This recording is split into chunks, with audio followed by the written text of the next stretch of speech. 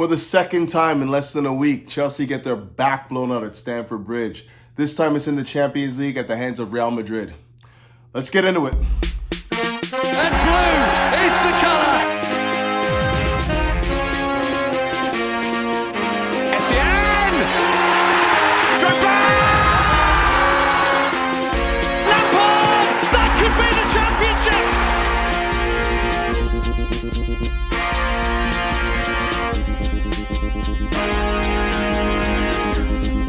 Greetings! Welcome back to Couch Critic with me, Dennis P, for what is another Chelsea match review, more specifically a tactical synopsis of Chelsea's performance in the Champions League against Real Madrid at Stamford Bridge. But before I get into all that, fellas, please do me a favor, hit the like button, hit the subscribe button, hit the bell notification button to keep up the latest and the newest. And of course, as you all know, I do have a sponsor for the show, and they go by the name of Major League Socks. And fellas, if you ever want to walk in the footsteps of greatness, you know what to do. Hit them up. The link will be in the description. Okay, so Chelsea played host to Real Madrid in the Champions League quarterfinal stage and emerged 3-1 losers. Goal scorers, Benzema with a hat-trick. Man, is he in great form this year. And of course, Kai Havertz now just starting to come in form for Chelsea. Chelsea lose 3-1. In this match review, we're going to be comparing and contrasting Chelsea's performance against Real Madrid last year versus that of yesterday's performance. We're also going to be looking at the high line that Chelsea seem to be playing, whether or not that is effective or not.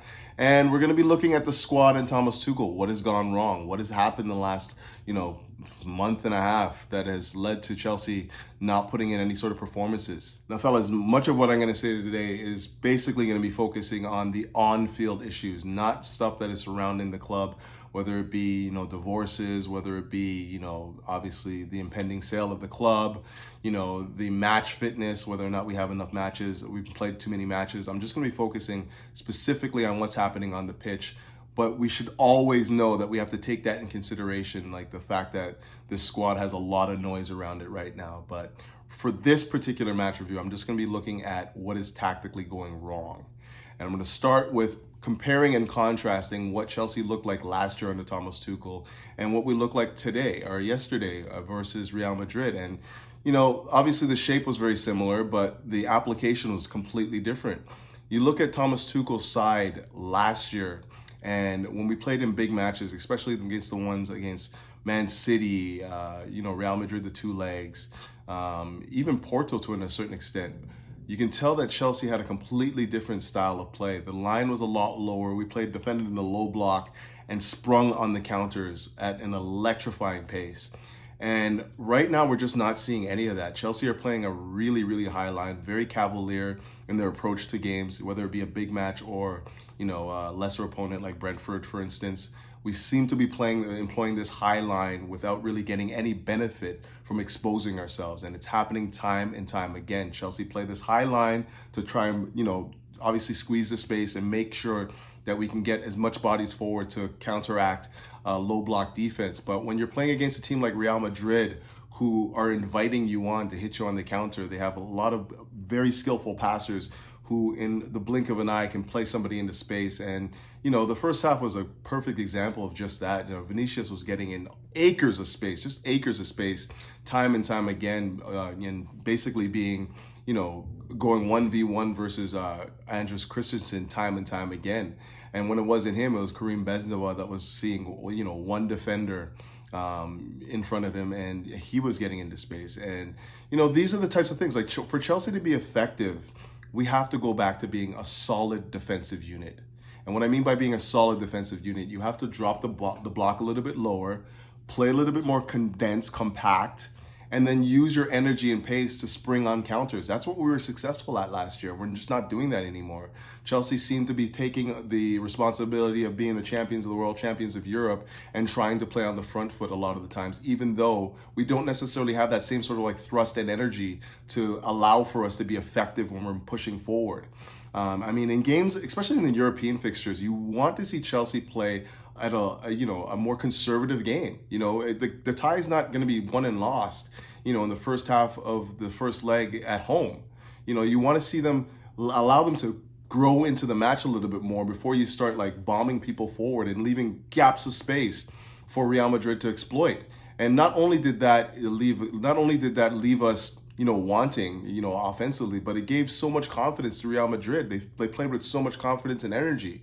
Once they got the first goal, it was only a matter of time before they would get the next and the next. And, it was basically because we did not switch our tactics. We did not give them any real respect in terms of how we approached our defensive shape. We didn't give them any respect. We were basically going 1v1 down the left flank. And then Karim Benzema had his pick of Rudiger or Christensen or Thiago Silva to pick on, and with no support. And a lot of that, like I would trust that most of our defenders can handle those situations more often than not, but not when you're not in form and not when you're a jaded individual. Thiago Silva, say what you will, still one of the great defenders in the world, but the man just came back from traveling overseas from Brazil, comes back, plays Brentford at the weekend, and then he has to play another high-intensity match against Real Madrid in the quarterfinals of the Champions League. I think that stress, that burden, is a little much for a guy that's, advanced in age, 38 years old. Perhaps maybe we should have rested him in the Brentford game and given him the full energy, the full time to recuperate and, get over his jet lag and, go into this Real Madrid game with, a clear conscience, clear head. Unfortunately, we didn't do that, and we were rightfully punished. You look at Christensen, like, I don't understand. I said in my pre-match that I didn't want to see Christensen anywhere near this game. Not because I don't think he's a good defender, it's because I don't think that guy has the same sort of passion and energy to play for Chelsea Football Club as he did even last year. He's running out of contract. He's got one foot outside of Stamford Bridge and the next one inside the Camp Nou. And in a game like this, where the stakes are high and you have to have everyone's head, just turned on, you want to see somebody that is, devoted to the club and plays with passion and energy. But then Trevoh Chalobah, whenever we've given him the opportunities to play in European ties, he's risen to the occasion. He's scored goals. He's been very, very effective. Some might even argue that he's been man of the match more than a couple occasions when he has played. So for me, it would have been much more better suited to see him dealing with the pace of Vinicius on that right flank or that left flank, their left, our right. And, obviously, the tactic of having Reece James play as a midfielder rather than a wing back just proved to be way too cavalier. We weren't playing them any respect. Like, Reece James should have been at least 10 to 15 yards deeper than when his average starting position when we were in possession or out of possession. And it just seemed like every time we lost possession in the final third, there was just such a big gap between where Reece James was and where Vinicius was and where Vinicius was and where Christensen was. I mean, the turnovers were just so quick.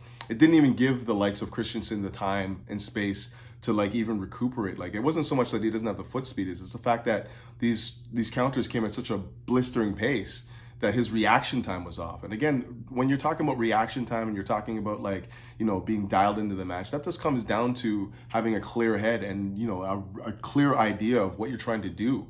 And when you have contract issues on one side and you have the club, the turmoil on the other, and, you're thinking about where your next meal is, you're not thinking the game. You're not 100% focused on the game. And I feel like that's what happened with Christensen. On another stream, we spoke about the midfield, and I said, N'Golo Kante is out of form. Is he the type of guy that you want to come into these matches and play at that level? Yes. When N'Golo Kante is in form, there's no question in my mind. He is a world-class difference maker. He is the exponent in this Chelsea lineup. But when he's out of form, when he's jaded and he's playing match after match after match, you can't expect him to just turn it on. And for that reason, I was surprised to see that Kovacic did not start.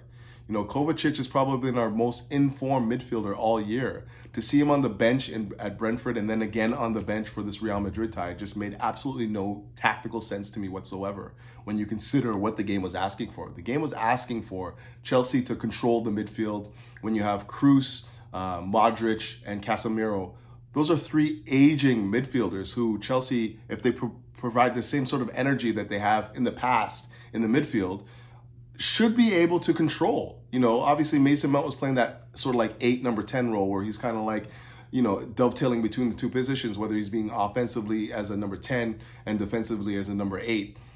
He didn't provide much at all. And I don't think that there was a time within that match where, Mason Mount used his energy and aggressiveness to, put Real Madrid under pressure. He was just basically chasing shadows the entire match. So again, I think that Tuchel just got the setup wrong. When you look at what we did last year and you compare and contrast to what we did yesterday, it's night and day. We used to play really compact, didn't surrender any high danger opportunities whatsoever. You probably see Mendy called into action 2 or 3 times a game. And now with this new setup where we're playing a lot higher, pushing a lot more bodies forward and exposing ourselves to the back, we're just leaking goals left, right, and center. And in European ties where you want to be in control of the match, at home in particular, the first leg, you don't want to lose it in the first leg. You want to be close so that you can be at least be in striking distance for the second game. We just played way too cavalier. The game was 0-0, and Chelsea had, Reece James playing way up in the final third. Same thing for Azpilicueta. We did not get any sort of defensive solidity from our back three. And, we were just blown wide open. And I have to pin this one on Tuchel. I really do. I really just think tactically he got it completely wrong. And he admitted as much to some portions of the game where he said that, leaving Christensen exposed to Vinicius was probably a mistake, and he'll own that. But, it wasn't just that. Vinicius certainly carried a threat, but he wasn't the only one. And just felt like Chelsea's overall shape was just all over the place. And we couldn't get any sort of cohesion from our defense to our midfield to our attackers. And the end result is Chelsea's lose 3-1, and who knows what's going to happen in the second leg. But at the same time, we've left ourselves a lot of work to do in that second leg if we're trying to come back and win this tie. Okay, now with this high line, I've kind of addressed some portions of it in the last segment of this video, but I really wanted to go into it here because I really do think that this is where a lot of these problems lie. Chelsea, if you notice, have been playing an extremely high line. You see portions of this match where everyone is just camped out in Real Madrid's half. You had all of our center backs push forward and basically condensing the space. But the problem that I have with that, number one, is that Chelsea aren't very good in tight spaces. We don't play well. We don't have anyone that's nimble-footed, that can dribble a pass, or use 1-2s, play off of each other and get in behind. We're much better playing direct, better playing into space and running onto it than we are trying to play interplay 1-2 passes and whatnot in tight spaces. And again, that is part of the reason why, Chelsea are just void of ideas in the final third. The players that we're depending on to get us over the line to score goals are not good at dribble penetration. Mason Mount, you can't rely on him to put, a dribble past somebody or play quick 1-2s and get in behind. You probably rely on Kai Havertz for a 1-2 error now and then, but, sometimes when he's tired, his first touch is not very good, and, that first pass into him kind of bounces off him a little bit. You look at Hakim Ziyech, he's basically just looking at trying to spam crosses from out wide. He's not really looking to play 1-2s, and to be honest with you, doesn't necessarily possess this type of pace that you need to be effective in those types of areas anyways. Not a bad dribbler, but not a guy that's going to beat you with a dribble either. Pulisic was just completely out of form, did not play well at all, did not use his pace to any sort of advantage at all. And, was basically outclassed by Carvajal all match long. So, I would have liked to have seen, again, Chelsea just drop their line deeper to allow for some of our, our players who are more adept at using direct pace to get behind the defense to use that as a tool. That's how we beat these guys last year. We never got into situations where we're just camped out in their half and just trying to pass the ball 1-2, 1-2, 1-2. It was never like that. It was always springing on the counter and running into space. And for whatever reason, we've lost the ability to do that, or lost the recognition that that's how we play. That's how we're successful in matches. For the most part, you saw Chelsea playing, high line and not getting any reward for it whatsoever, other than getting burned at the other end. High line, you had second half at about the 60-minute mark where Kovacic and Ruben Loftus-Cheek come into the game. Yeah, Chelsea basically played a 3-2-5, and the 5 attackers that were forward had zero movement. It was just a line of 5 right across the top of the 18-yard box with no movement whatsoever. Then you had Ruben Loftus-Cheek and Kovacic playing in behind them, just basically recycling possession and not looking to make a penetrative pass to get one of our attackers in behind or anything like that. But again, this just comes down to the strengths of this team. That's not the strength of this team. We've never seen Chelsea play through teams and be effective at it. Like, we've not once seen that. So I don't understand why we continue to persist to play this style of football that we're not adept at playing. We don't have anyone in the midfield that's pulling the strings. We don't have anyone that we can, rely on to be, the offensive thinker on the pitch right now. We don't have anyone that can actually, orchestrate our attack. And that is a major, major problem. Major, major fundamental problem with this side right now.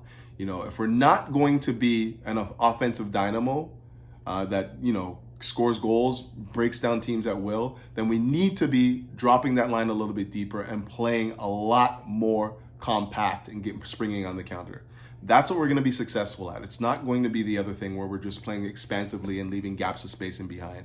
And, we were rightfully punished yesterday. We were rightfully punished against Brentford the same. And, this has to stop. We have to go back to our fundamentals, play a lower block, play a little bit more compact, and control the game from there.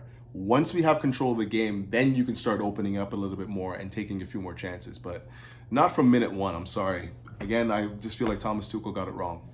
So this next portion is now where I start looking for the excuses as to why Chelsea's form has just dropped off so starkly the last, month and a half, really.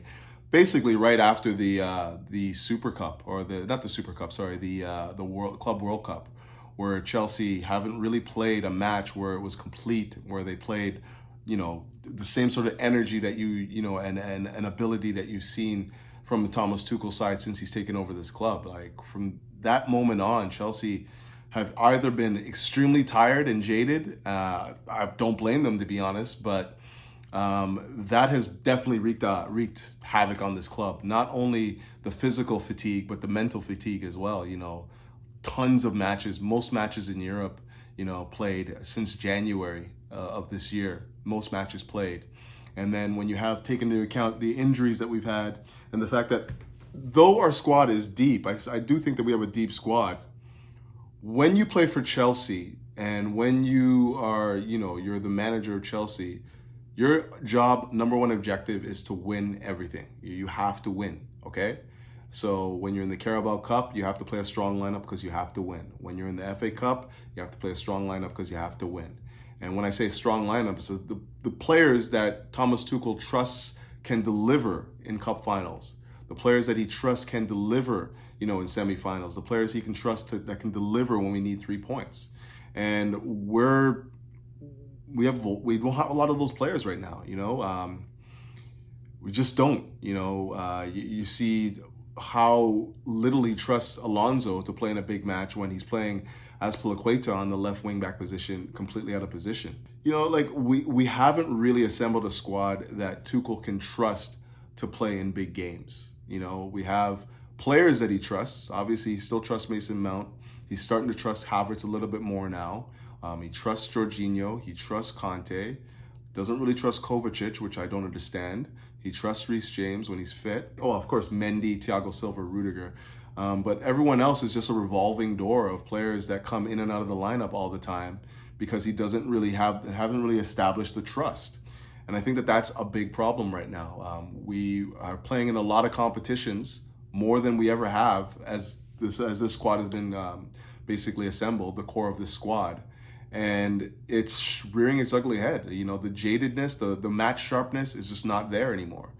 Guys are, thinking a little bit too long, making decisions that aren't necessarily, crisp and alert, because they've just played too many matches. They've traveled a lot, and I think that that's a big problem. You look at Mendy in goal. Mendy, I've never really trusted him with his footwork and his ball distribution. I said that probably in my last video that he's just not somebody I depend on when he's in possession of the football. But the mistakes that he's making right now are not down to him not being a capable keeper. It's just down to the fatigue for me. The guy went to Africa, he comes back, he plays on the weekend, he plays again in this big game. We have to utilize the squad a little bit more and give a little bit more trust to some of these other players. I'm not saying necessarily that Mendy should be dropped. I'm just saying Mendy needs space and time to recuperate, and if we don't offer him that, then, the results are there, We're not providing him with the support in front of him for him to, just gather himself as the game goes on. We're leaving ourselves exposed anyways, and that in turn leaves him exposed.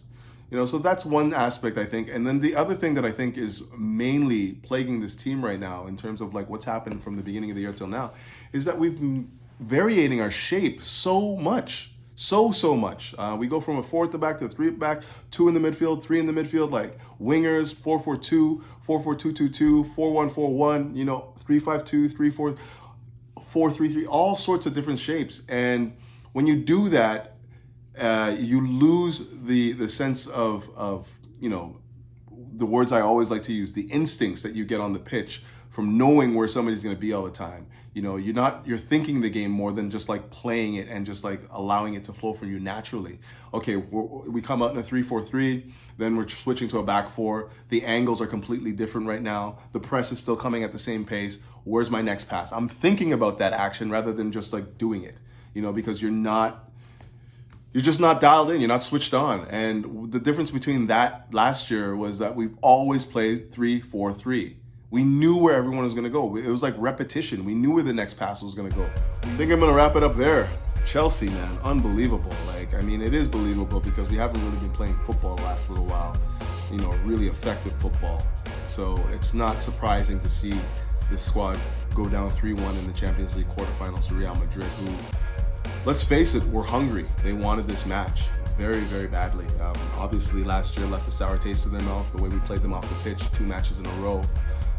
And they wanted to redeem themselves, and they've done that and then some. A 3-1 win at Stamford Bridge for sure is a step in the right direction for them. And it's starting to lead me to believe that Chelsea are better at being the hunter rather than the hunted. We got a target on our backs right now being the world champions, champions of Europe. And, teams are gunning for us right now, and especially the ones that we previously beat. You look at the games we played against Man City. It's almost like we're waiting for them to hit us before we wake up and join the match. And the same thing can be said about Real Madrid, we're just basically playing rope-a-dope, and then that first punch comes and it's a knockout, we're not ready to meet the intensity and the pace of these matches anymore. Whereas when we were the underdog, the team that was kind of like hunting down these bigger teams, the us versus them mentality, us versus the world mentality, we seem to thrive on those situations more so than being the favorites, the team that is supposed to be, winning these ties and whatnot, just based on, the previous matches. And I don't know. I think that it's hard to change that mentality. It's hard to get back to thinking like you are the underdog when you know you've won and you've had the measure of these teams in the past. But in order for Chelsea to have any sort of like real impact in this next leg, they have to go back to, first of all, lick their wounds, and then they have to go back to playing like an underdog, like a team that is not expected to get anything out of this game, like a team that has to fight for each other. 1 through 11 have to be in sync, fighting with each other, and playing crisp, sharp football. It's the only way you're going to get back into this match. Only way you're going to get back into this tie, if you take that into the next game and then the next game after that. But guys, ultimately, we're caught between a rock and a hard place. We got a squad that is jaded. We have a club that is in turmoil. We got a manager that's going through a divorce right now, and all of that is just leading to the demise on the pitch as far as I'm concerned. But they need us. They need us supporters to get behind them and support them, which is why I've kind of shied away from bashing certain players. I understand what's going on right now. I really do feel like the squad is feeling the weight of the world right now. It's very hard to focus on the football aspects of things right now, but we got to support them. We got to keep the blue flag flying high and keep them motivated and keep them thinking about what this club means and whatnot. But you guys know what to do. Keep the blue flag flying high. Up the Chelsea. I'm going to wrap it up there. Peace.